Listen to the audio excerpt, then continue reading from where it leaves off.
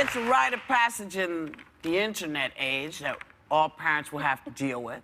Your kids are gonna watch online porn.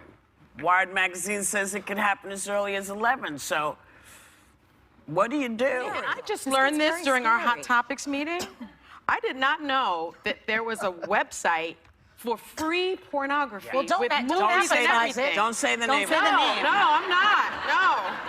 And I mean, I just had no idea. I mean, I've certainly spoken to, I have so many parental controls on our family computer that I don't think they can access the porn because they can't even do their science homework. Wrote into the Washington Post advice column because her 18-year-old son is about to go on a co-ed trip, and she's freaking out that he's going to have sex. Oh, the horror. The columnist responded by asking her what makes her think he hasn't done it already, right? He's 18. My kids go to a very progressive school, and the school starts sex education in 4th grade. I think it's too young, but I guess no, 4th grade is not too young. I'm antiquated, as most people know. So I think my kids probably know more about sex than I know. I think 4th grade is a little young. I do. I think it's young, and I don't think 18 is you know. Why are people having sex at 18? You don't even know yourself. So what? What's that got to do with it? I don't know that I agree with that though. You're sharing yourself with someone else. You don't even know yourself. You can have sex. What? Well, you don't even know yourself. See, there's one woman, thank you, in the back. It's like, that's true. You know what, Sonny? I would have had to wait after else. 25 years of therapy then. And I was just told no sex before marriage, and that was it. And so same thing with yeah, and I tried that with my kids. You know, no sex before marriage. We're Catholic, and they were like, type thing. Yeah. And so my kid's school taught sex ed in 4th grade. And I was horrified. That's nice. And I went to the school and I made a big deal. And a post on lifehacker.com asked, would you let your teenager have sex in your house? How old are they talking about? 13 to 18? I think any probably young teen, I'm guessing. 18 is an adult, so. Would you rather they do it in the house or instead of sneaking around? I mean, No. Well, you don't want them to do it at all. Period, right? Look, I just think, you know, I talk about it a lot, about this sort of de-evolution of our morality in the country. And I just think we've gone to a place where, you know, what happened to just good old-fashioned family values? You can talk to your children about sex, and you can also tell them you can't have sex in my house. You shouldn't be having sex before marriage, and I'm not giving you a condom. If you scare them away from the conversation, they're gonna go do All right, it, and you're I not gotta go. The best thing to say is Mommy and Daddy don't do it in the house. Why should you? We'll be right back. Macy's Thanksgiving Day Parade gave people another reason to fight this year. Some parents said they should have been warned about this moment. See what you think. Watch.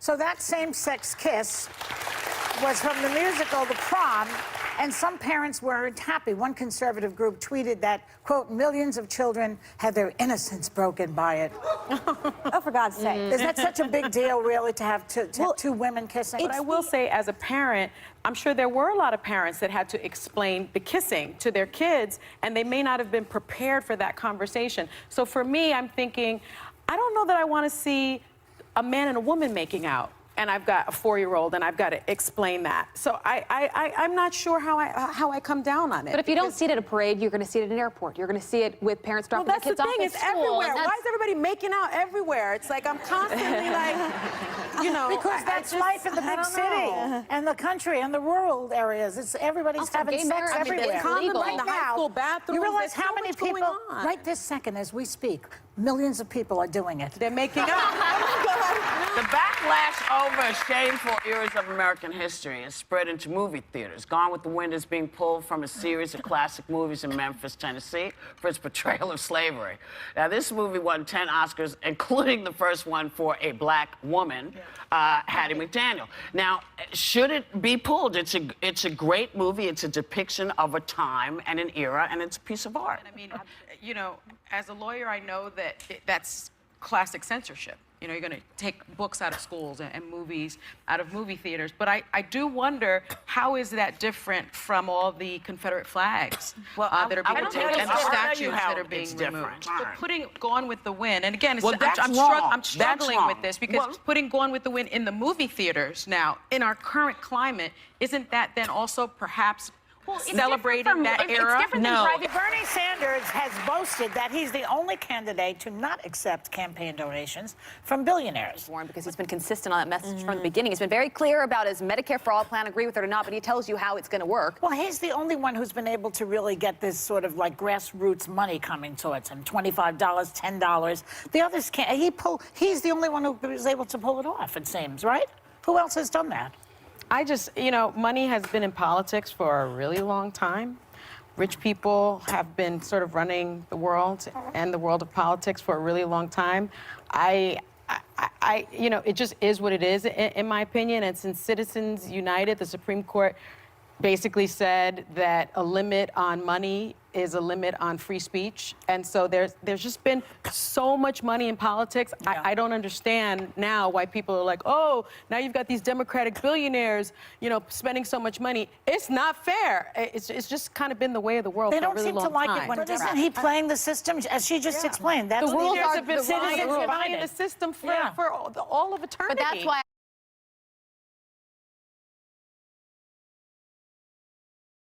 You know, the latest polls, and this should make us all laugh at this table, have Joe Biden and Bernie Sanders in a two-person race to the top right now.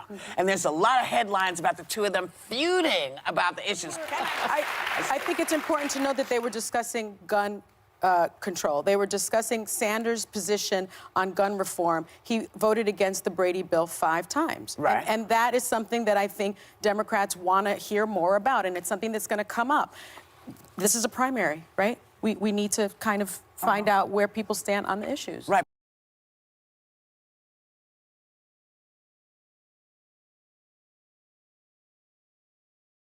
So yesterday was the 55th anniversary of the historic march in Selma, Alabama. And Congressman John Lewis made a surprise appearance to retrace his steps and to urge people to redeem the soul of America by getting out and voting in November.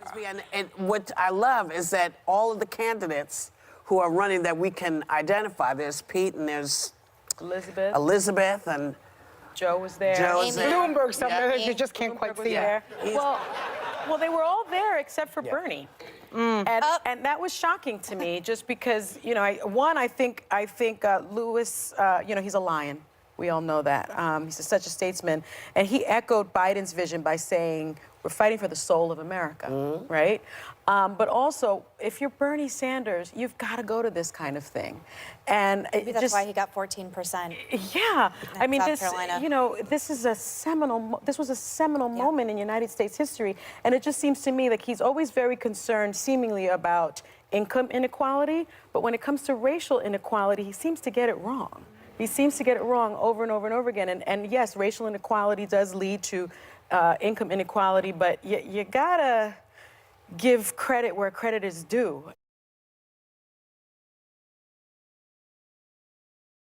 Well, she was attacked because she was the front runner for a second. And I think her the weakness is that Medicare for all, because it's just not that popular across the board. You know, I think many people feel, well, everyone should have health care, but if you have health care that you enjoy now, you don't want to give that up. Now, Senator Harris says she's proud of her record as a prosecutor and that she'll be a prosecutor president, but I'm deeply concerned about this record. There are too many examples to cite, but she put over 1,500 people in jail for marijuana violations and then laughed about it when she was asked if she ever smoked marijuana. She blocked evidence. She blocked evidence that would have freed an innocent man from death row until the courts forced her to do so. She kept people in prison beyond their sentences to use them as cheap labor for the state of California.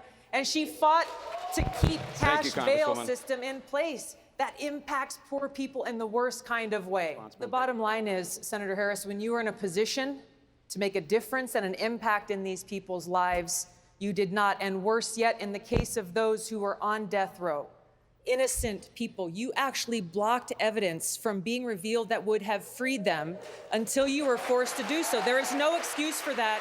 And the people who suffered under your reign as prosecutor, you owe them an apology. I thought that Kamala didn't do as well as she did during the first debate because she had that breakout moment in the first debate. But I think she does need to do better in terms of defending her record as a prosecutor because we are a nation of laws, and that should be a positive as opposed to a negative. You know, I've often said that Tulsi is sort of the Trojan horse in this. I mean, she's polling only at 1.2%, yet she's still in the race. Frankly, if you're a Democrat, I think Tulsi has a lot to like. I think, if anything, you should No Democrat really likes her. That's why she's polling at 1.2%. I think she adds something unique to the party. What the Democrats, in my opinion, what I think they're missing is where a lot of the middle of this country is. And I think she's an isolationist. Some people like that. She doesn't like wars. She's attracting people that I think you need that might vote for Trump. She's only that would attracting vote 1.2%. Look at the issue. I like the dividend. You know, I think that's fine. But I don't know. I always feel like people are sort of trying to make Andrew Yang a thing. And I just don't think he's a thing. I mean, if he's, you know, we always say that you need the African-American vote to become the Democratic nominee. I mean, he's tied at 3% with Mayor Pete Buttigieg. He's tied with Mayor Bloomberg, who all have a lot of problems with the African-American community. He can't get that vote. Some of these people, I've been shocked at how poorly some candidates are doing in polling. I'm shocked Kamala and is doing as poorly as she is just because, again, I thought she had a bigger base than that. She's tied with Andrew Yang in New Hampshire right now and is said to be pulling people out of New Hampshire. Although I think it's still too early. I really do think it's very, very early to say that Kamala is out of it.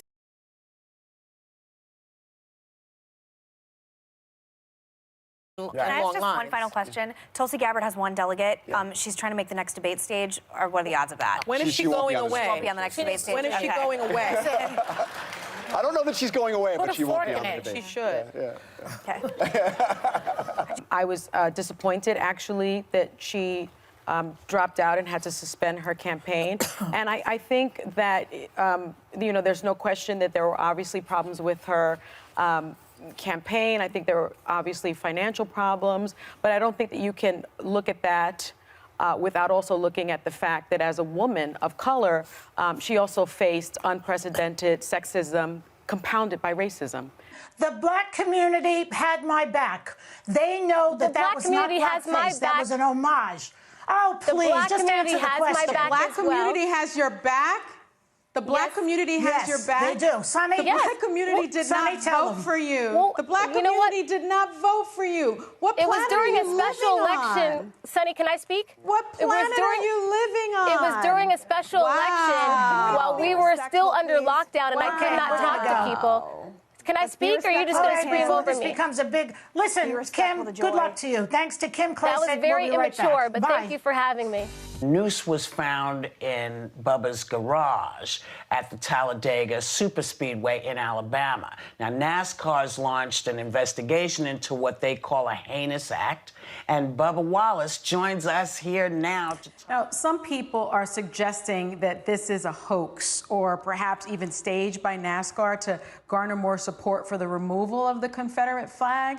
But my understanding is that the only people who have access to the area where the noose was found are the racing teams and perhaps a few essential workers. So what would you say to those people who are doubting that this even happened or that it's true? NASCAR driver Bubba Wallace was on The View yesterday talking about the noose that was found hanging in his Talladega garage stall on Sunday. After we went off air, the FBI concluded that the noose had been there since October of 2019. Well, you know, I worked for years with the FBI, and they are certainly good investigators, but I have never seen this type of investigation completed this quickly. And so certainly it was a rushed investigation. I found the timing of it odd. But the other thing about this, Whoopi, is that you have people that are in this industry, like Bubba Wallace, like the people that found the noose, who thought that it was a noose, people that are familiar with the garages, if they thought it was a noose, because Bubba Wallace didn't see it, who are we to question what they thought it was? And so when you have people now questioning them because the FBI found not that it wasn't a noose, but found that it wasn't a hate crime under federal law, that is crazy to me.